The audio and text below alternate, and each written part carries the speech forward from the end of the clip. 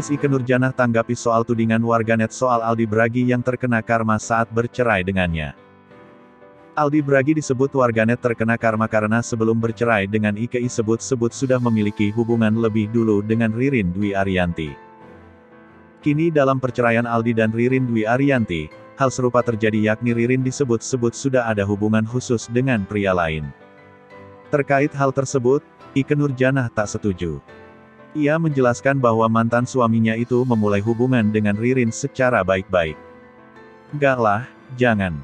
Enggak ada karma atau apapun," kata Ikke Nurjanah di kawasan jalan Kapten Tendean, Jakarta Selatan, Kamis tanggal 9 September tahun 2021.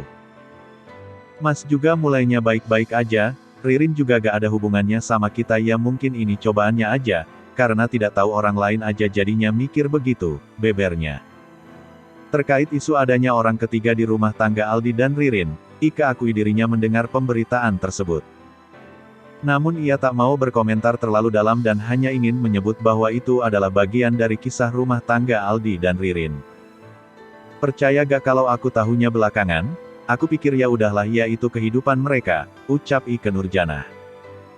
"Mungkin ini pernak-pernik kehidupan mereka, saya juga ada pernak-pernik, asli jujur aja untuk kayak gitu aku gak tahu," tambahnya.